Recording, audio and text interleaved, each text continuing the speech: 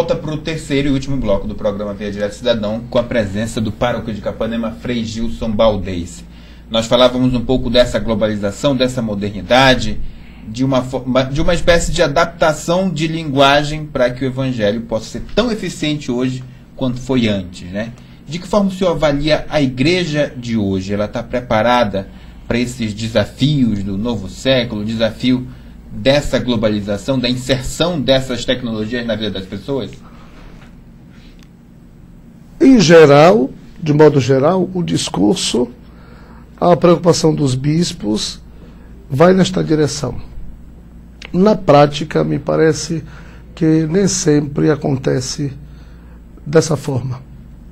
Há da parte de alguns sacerdotes, talvez eu me permito dizer aqui com muita sinceridade, às vezes um descaso de se dar conta que nós estamos, não é, que nós estamos inseridos numa realidade, certo? E se dar conta de que este é o chão desta realidade que nós estamos inseridos, né? Porém, inclusive, eu contesto muito a nível de igreja, de reuniões, quando nos grandes desafios, me parece que a palavra desafio parece que é aquilo que é intransponível, aquilo que não se consegue nunca fazer, né? Eu acho que a tarefa nossa é exatamente essa, superar as dificuldades, né? E neste sentido, a atualidade do Evangelho para os nossos dias é fundamental, né? Porque Jesus falou ao mundo que ele viveu. Por exemplo, Paulo fala do mundo. Paulo é um homem de cidade, citadino, homem de cidade.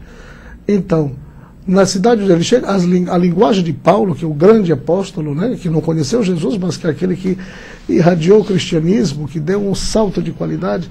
Paulo, por exemplo, ele chega às cidades, ele sabe falar a linguagem das pessoas, certo? E isso é fundamental. Hoje nós precisamos disso, a formação dos sacerdotes, inculcar esta necessidade que nós estamos num mundo urbano. E o fato de estar uma cidade no interior do estado, não significa que seja um mundo rural, absolutamente.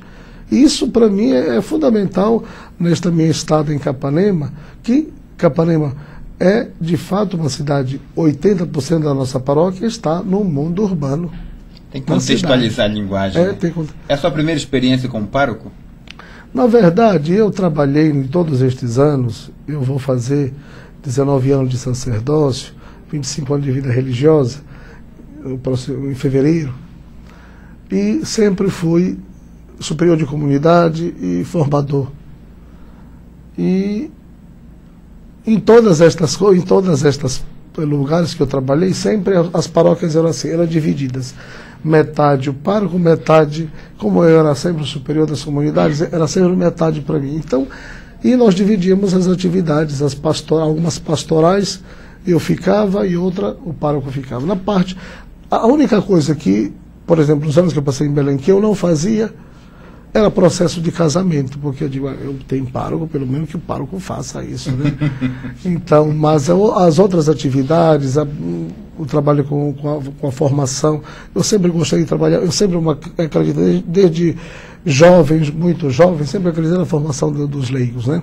Porque os leigos preparados, capazes de evangelizar, eles são não uma ajuda para os sacerdotes, eles são o caminho que a igreja deve fazer, que toda a igreja deve apostar, né? O senhor é um homem de posições muito firmes, né? De posições às vezes até um pouco duras, e uma pessoa que, na maioria das vezes, vai direto ao assunto, talvez sem medir palavras, e de certa forma acaba sendo bastante veemente em algumas colocações. O senhor acredita que isso é uma qualidade, é um defeito? Até que ponto isso lhe atrapalha? Até que ponto isso lhe ajuda? Na verdade, eu como formador, nos anos de formador, uns anos também que dou aula no seminário, e no Centro de Cultura, no Instituto da Diocese, para a formação de padres, eu sempre tive a minha visão, na minha formação, é que nós vivemos um tempo de confusão doutrinal. Não somente confusão doutrinal, né? Uma espécie de salada onde tudo é possível. É permitido. Tudo é permitido, sabe? Todas as ideias religiosas são permitidas. E isto leva o quê? Leva um catolicismo que a gente não sabe de fato qual é a identidade de ser. Quer dizer, certas questões básicas, fundamentais de fé, não é? de fé católica, não é? Às vezes a gente percebe em nenhum outro posicionamento uma fluidez, e fluidez aqui eu estou sendo muito polido, não é? Para não dizer uma quantidade de bobagem que se diz. Não é? Então eu penso, acredito isto pessoalmente, que nós precisamos ter clareza, a clareza da doutrina, a clareza das posições. Olha, pode ser que o modus procedente, como se diz na latim, o modo de proceder poderia ser diferente, porém, as coisas precisam ser ditas, certo? Com muita clareza. Com muita clareza.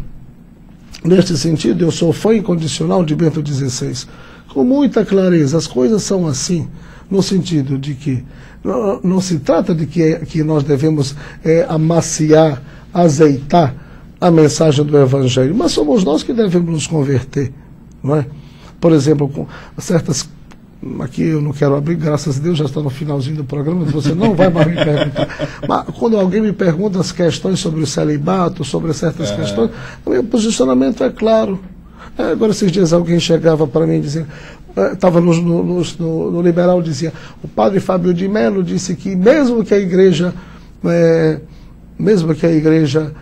libere o celibato, ele não vai se casar. Eu cheguei na sala de aula, alguém talvez para me provocar, eu disse, gosto muito do padre Fábio de Mello, é muito simpático, as canções são bonitas, mas isso aqui é uma bobagem, porque ele sabe tanto quanto eu que na tradição da igreja, tá bom que eu sou professor de história da igreja, então não sei tudo, sei alguma coisa, né? Porém, na tradição da igreja, a igreja nunca casou padre, não é? Mas ordenou homens casados, que é bem diferente. Homens casados foram ordenados. Mas padres não casam. Padre não se casa. Então, o Fábio de Mello, eu e tantos outros vão ficar no já me vou. Então, é essa a questão. Quer dizer dizer uma coisa assim como se fosse uma novidade, não é uma novidade, porque a grande tradição da igreja diz que... Então, são coisas assim, posicionamento, eu disse, claro, ninguém, por exemplo, diz, mas a igreja defende o celibato. O que eu vou defender o celibato? Eu sabia, quando aos 16 anos eu deixei minha casa, o meu confessor, que me indicou ao seminário, ele já tinha me dito o que deveria fazer. Talvez eu não tinha toda aquela clareza, mas até na minha ordenação, aos 25 anos, os anos de formação... Você já sabia o que lhe esperava. Eu já sabia, né? Que não somente não casar, mas também viver a castidade, porque o problema não é o padre não casar, mas também não namorar, não andar dando contra-testemunho. Entendeu? Então, neste sentido, os meus posicionamentos, eu sou bem clareza, até porque, pelo defeito profissional de sempre dar aula em seminário, e eu sempre primei que nós devemos dizer aquilo que a igreja diz que eu devo dizer, e não aquilo que eu penso. Aquilo que eu penso, posso dizer se tu és bonito, se o outro é simpático, certo? Isso aqui é um posicionamento meu pessoal. Mas acerca do teu casamento, acerca da vida eucarística, acerca da vivência, da defesa da vida, sobre o aborto, essas coisas são claras para nós.